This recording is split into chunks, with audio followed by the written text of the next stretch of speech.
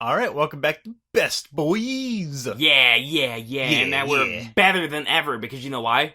We added a brand new cheese dip. That's true. I did technically eat one of those cheesy burritos from Oh Taco Bell today, yep, and so did you. yep. Yeah, it was. Oh, it was okay. It was cheese. It was mostly just like eating melted cheese. Like a rat. When I was at my old house, I lived at home. Sometimes if we didn't have anything in the fridge or whatever, I would just get a tortilla shell, toast it, and then put some shredded cheese on there, or Mhm. just straight up take a block of cheddar cheese, cut it into Yeah, thin yeah. strips, and put it on there. Yeah, So there's a little look into my personal life. yeah. So the movie that we're going to be listening to today is called Fargo. Yes. Joel and Ethan Cohen's Fargo. So the they're- Coen brothers, they're the ones that Yes. made that White Chicks movie, right? No. That is a bunch of brothers who make scary movies. The Scary Movie franchise. Oh! Yeah, they're the two brothers who make like piss and like cum and fart movies. Okay, so they make the Joe movies. Yeah. Like basically the movie's about my life. The Coen brothers made The Big Lebowski. They've done Miller's Crossing was a big one. Barton Fink. Recently they just did it was I forget the name of that movie. Blood Simple? No, that was the first movie they ever did. I mean, recently they just did that movie. It's George Clooney as like an old timey actor who goes missing. I don't know if you ever saw Birdman? No. Although Birdman was good. But, so from what I can see on the DVD here, because Joe's got it into a four-pack combo. Yeah, he's got a 4 DVD combo pack here, the Coen brothers movies. Yes. From the logo, it looks like a cross-stitch logo. It looks like there's a dude with his head cut off, and a police car that's upside down. At first I thought that was a crossbow, but that was actually just the needle stitching in there. Yeah. So, as we read the back here, in this film, nominated for 7 Oscars, registered trademark, Yeah. things go terribly awry when small-town Minnesota car salesman Jerry Lundgaard, London Guard. Or something like that. he hires 2 thugs by the name of Steve Buscemi and Peter Stormare. Yeah, no, those are Stormare? the actors. But yeah. Oh. Yeah. Nope, Buscemi's in this. Okay. And they kidnap him he hires him to kidnap his wife so he can get the insurance money. Yep. And then shit goes wrong. Yeah. This is a small-town Minnesota tale. Yep, because that's what I'm getting for the logo here, is that it's going to be like something that goes way over the heads of your normal Minnesotan. Yeah. The only thing they know about is snow and ice. Yep. And they're almost the same thing. And sleet. And hail. Well, they don't know about hail. They just think it's God raining on them. Yeah, Minnesotans always only have 2 things they can talk about. Or 3 things. They can talk about that weather. They can talk about the Packers. And they can talk about cheese. Yeah. And Dahmer. And Dahmer. Yeah, exactly. Dahmer. Yeah. Anyway, so speaking of Jeffrey Dahmer, we're going to go ahead and watch this movie, and Exactly. we'll be back. And let me tell you, we're going to drive a drill right through this film's head. All right, so that was Fargo. Yeah. Fargo, more like Far Gone, because we just finished seeing it.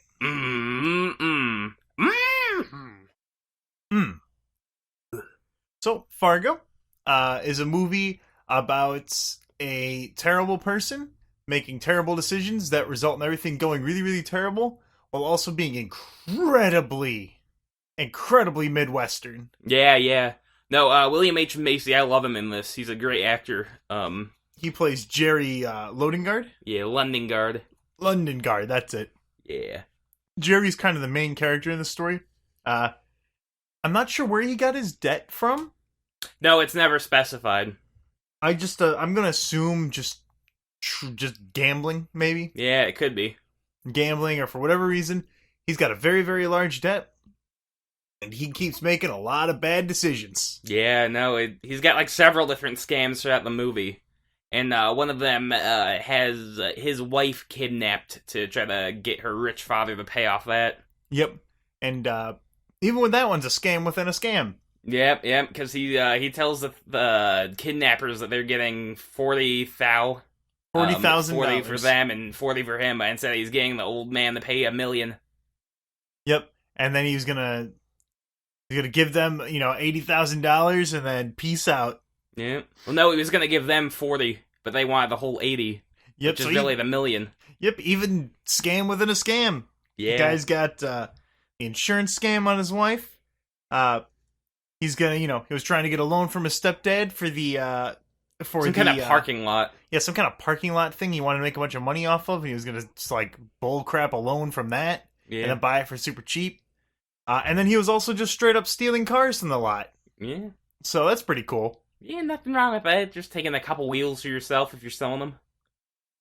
But definitely just even the base story of the movie goes against every single way that every character talks and speaks in that Midwestern, oh yeah?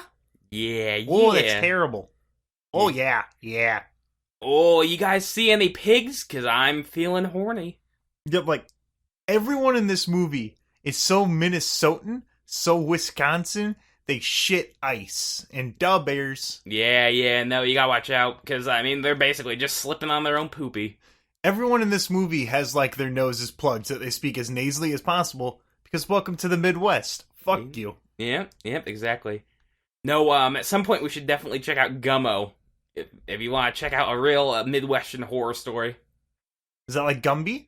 Absolutely not. It's like if Gumby, basically, like, took spray cans and, like, inhaled them, and then he just had a bunch of poor children, and then they all, like, snorted air. Alright, I mean, I'm pretty sure that is an episode of Gumby. Yeah, I think it might be, with the horse. But I really enjoyed Fargo. It was more of a comedy than our last movie, which was Battle Royale. Yeah. You could pretty much subtitle Fargo with Fargo. Oh yeah. Oh yeah. Yeah. I liked the thugs played by Buscemi, and who was the other one again? Very Peter flat something. face. Very flat face. You said he had the yellow hair. Yeah. Very tall. He's a big fellow. Yeah. As they were driving up to Minneapolis, and they had a whole Tarantino dialogue scene there. Oh yeah, Coen Brothers do great dialogue as well. Yep, they were sitting there, they were speaking in the car back and forth, back and forth. One character's not saying a goddamn word. Other character's still speaking. Staying in that one location, extended dialogue scene, Yeah. There's one scene that stuck out really, really particular for me. One that I really, really enjoyed. So they pull off the caper, and it's shown comedically. Oh, where the wife is like getting kidnapped. She's like fumbling around, like running around, like with a curling all over. Yeah, one of them goes over there, checks out the windows, tap tap, breaks it open. The other one just barges through the open front door. Yeah. But they kidnap her, and then as they're driving, they get pulled over by a policeman. Things go wrong. Someone drives by and sees them. The other guy just straight up gets in the car and chases them down. And this scene, I really, really liked how it was shot. Because it's pitch black, it's in the middle of the Minnesotan country. You can't see anything except the car lights, what the lights show, and the brake lights of the car that they're chasing. Yep. It was really, really interesting how they did it, because he was in a straight road. You see a sign that shows, swerving roads, and then you see the red lights of the car that he's chasing. And you see them kind of go up and down, and a little bit left, a little bit right, and then they're gone. And all you see is just the road as it's rapidly coming up. You think, oh man, is he about to slip off? What's going on here? And then as he gets closer, the headlights show that the car swerved off the road. And It was really interesting because you could only see the lights of the cars and what they showed. Yeah, can you turn off the backlights in the car or no? Because I don't have a driver's license. I don't know anything about that. You can turn off the front lights in my car. I know that. That's terrifying. Yeah. You can just chill for a little bit. Whatever. Driving in pitch blackness. But that scene was really fun. Guy goes over there. Guy runs away, shoots the lady in the car, execution style. And then we're introduced to Margie. Yeah. Who is a 7-month pregnant police sheriff. Or chief, rather. Yeah. And she's the one that you primarily see handling the case. She'll be... And in the movie focuses on her, and then on this case. Yeah. It goes back and forth. Her husband is a painter, and he's trying to get some ducks painted up so he could win a competition to get his ducks put on the stamps. Yep. It's just the most boring Minnesotan thing possible. Someone painting ducks in browns and grays. Yeah. To win a stamp competition. Well, no, they got little yellow duck bills, though. And Not not even money those bills. Not even those ones. Yep, exactly. No, yeah, the Coen brothers had those two come up with backstories for the characters, and they decided that they were both on the police force, but then whenever they met and got married, they decided that one of them had to quit, and since Marge was the other cop, he quit and decided to paint. Ha, I like that. Yeah. But yeah, Jerry, as it's shown, it's kind of Breaking Bad almost, where you realize how much of a terrible person he is. Oh, yeah, definitely. Because he's talking with the father. Like Joe said, the whole thing was, I'm going to have the father pay a big ransom thing. We're going to not involve the cops at all, so this can all go through smoothly. And then, his stepfather's, assistant dude is like, so what about your son? And you could tell from the look on Jerry's face, he didn't even think about the fact that he was having his wife and his son's mom get kidnapped. Yeah. And didn't even give a single shit about what his son might happen to him. He's like, oh yeah, oh yeah, he'll be fine. Yeah, I got this, don't worry. It'll be good. Yeah, hey son, how about some steakums for dinner? Yeah, and then there's another really, really good scene where Margie first goes into the car shop, and you can see the panic on Jerry's face. Oh yeah, that he was a played really that good character scene. so well. Oh yeah, because he just hid behind that. Oh yeah, no, I got this. Oh yeah, It was really good. I really enjoyed it. Yeah, no. Yeah, William H. Macy is a fantastic actor. He's really great in Boogie Nights too. We gotta watch that at some point. And then staying with Jerry here, there's a really, really great scene. When the deal goes wrong, he drives up there with his Oh yeah, that shot. Drives up there with his car, stops. You see a dead body on the road, and all you see is just he pops open his trunk. Yeah. That was I like that. I like that little shot there a lot. Yeah, because he wanted to make sure that the cops didn't connect him to it. So he was gonna stuff his stepfather into his fucking trunk. Yeah, just let him chill there for a little. Fine. Then eventually he gets caught and he's going, ah! Yeah. Just in his underwear crying. Yeah. But yeah, they definitely played a lot with the juxtaposition. There was a lot of scenes that didn't really go anywhere, but were just very okay. So Marge gets a call at 4 a.m. from a guy, or I think it might have been later. I don't remember.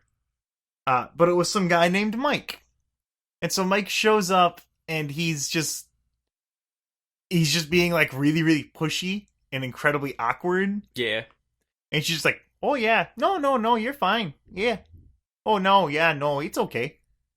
And it's just, and then you just find out later on a split scene that that guy was full of shit. It was just being a weirdo. Yeah, he was lying about his wife having leukemia, so he might have a chance with her. Yeah, a chance with a married woman who is 7 months pregnant. Yeah, well, yeah.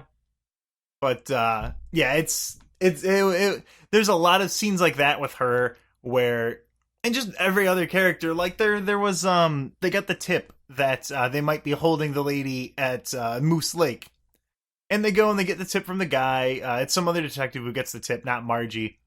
And he's like, oh yeah, I was at the bar, and the guy over there, and it's a minute 45. And all it was just oh yeah, he said, guy over there said that he was at Moose Lake looking to get some action. And I was like, well, I don't know what kind of action you talk about, pal. I don't know what you think we are. I don't know if you're kind of acting like a jerk to me. And then he said to me, and he said, oh, well, that person who called me a jerk is dead. And so I said, well, I mean, last time that happened, it doesn't sound like it's a good plan for anyone. And then he said, oh yeah, you betcha. And then I said, all right, then I'll go ahead and sit over here. Yeah. I enjoyed those dumb scenes just because it reminded me how stupid the Midwest is. It's great. Yeah. Everyone's overly nice and cold and freezing fucking balls outside. Yeah, there's just a barren wasteland of nothing. It looks like a Taranofsky movie, like Stalker. It's just a barren wasteland. You got one line of power poles, and that's it. Yeah, it looks like the nuclear wasteland, 10 months after it happened. Pretty much. Well, it's still nuclear winter. Yeah. But that's about everything that I had to say on the movie. What do you have to say about it, Joe? Oh, well, the film opens up with a title card that says that this was a true story, and that they only changed the names and names and locations. Yeah, I was wondering how accurate that was. Well, that's not accurate. That's just a lie. Okay, so it's just like a normal, this is based on a true story? Or it's No, just no, not complete even bullshit? that. The Coen brothers decided that if they put that in the beginning, people would get more invested into the story, and they would, like, if they told a realistic story and put that on there, then people would be really invested in it. So they just decided to throw that on there. Ah, Yep. I mean, yeah, I guess so. It got me. Because I was looking at it, because I was thinking, I'm like, yeah, there's no way he's going to get away with it if this is a real story. And he didn't, so I mean, hey. Yeah. There we go. Yeah, and then I think like a decade and a half ago, a woman actually froze to death looking for that money. Oh, because the guy buried $1 million out in the snow. Yep. What a lady. Yep. She was just going around Minnesota with a shovel, like looking for her, and she froze to death. That's a Minnesotan death, all right. That's what we call a Minnesotan popsicle. Oh, exactly. No, I mean the only two ways you can die in Minnesota is if you get like stepped on by a cow or diabetes. Yeah, alcoholism. Yeah, a lot of those kind of blend together. Yeah, like a cheese curd induced heart attack. Yeah, like you just shoot yourself in the head after 50 years of like living with your dumb wife. Living with your dumb wife. Yeah. But any other comments on the movie itself, Joe? Oh yeah. So I was going to say they did a TV show based on Fargo a couple of years ago. It's like one of the ones like True Detective and like American Horror Story where it's serialized and then every single season it takes off to somewhere different, like kind of a whole different story. Oh, like with a different like location, or is it always still in the Midwest there? I think it's always set in Minnesota, but it's got completely different characters, like pretty much every single season, I think. Because I've heard the name of it before on TV, like I'll see like, 7:30 p.m. Eastern, Fargo. Yeah, and then I just never really gave a shit. Yeah, it sounds like some kind of like weird alien stepdad who maybe he lives with like his family and he has to hide that he's an alien from like the CIA neighbor. Fargo sounds like a reverse Garfield almost. Yeah. Like Garfo. Where could my pipe be? Yeah, where could his pipe be? Yep. He looks down on the brown end table and he thinks this. Now where could my pipe be? The pipe strip comic is gold. Oh, yeah, absolutely. I did a live reading on the Discord, so that's one reason to join. Until I ban you again for posting illicit materials. Oh, yeah. I was just straight up posting, like, pornography in the voice chat. Yeah, and so I had to ban your ass. Yeah, well, I mean, you gotta do what you gotta do, and I gotta do what I gotta do. Yep, but I really enjoyed Fargo. Another one? Joe, you are 5 for 6 now. Yeah, well, good choices so far. Yeah, I've got like a 93. Yep, now you're getting better. Yeah. I was kind of just like, I do like the sleep in class. I was just kind of snoozing during the movie. It's fine. Snoozing during Fargo? Yeah, I was just thinking, fine. It's classwork at that point. Movies, whenever you do them on the podcast, it's like homework. Yep, and that's why I never speak to you unless we're currently doing a podcast. Exactly. I mean, I think whenever I see you, I basically think of like a walking can of deodorant with hair. Yeah. And yeah. So I just try to keep my distance unless you're doing the podcast. Yep. And when we do the podcast, you do get uncomfortably close. I do. I like to lean into the microphone. Yeah. Anyway, any parting words here, Joe? Oh, I got a nice piss story. Oh. So I was pissing in Tad's bathroom, and I was just making a tinkle in the bathroom. Just now? Yeah, just a little bit ago, like less than 20 minutes ago. Am I going to need to go get, like, a towel? No, it's not this kind of piss story. So I look down on the ground, and I see a white little container on the ground, and it looks exactly like a container of, like, sweet and sour sauce at McDonald's. So I pick it up, and it's actually, like, a Raid ant killer thing. But I thought you just had, like, sweet and sour sauce in your bathroom. I think that's enough for this podcast. Yeah. Thank you for tuning into Best Boys while I go and slap Joe. Yeah, whatever. I mean, I was just gonna do some dipping. So you're doing some dipping, all right, Joe? Yep. Oh yeah. Oh yeah. Give me your best Wisconsin. Oh yeah. Oh yeah. Randy Savage. I don't think he's from Wisconsin.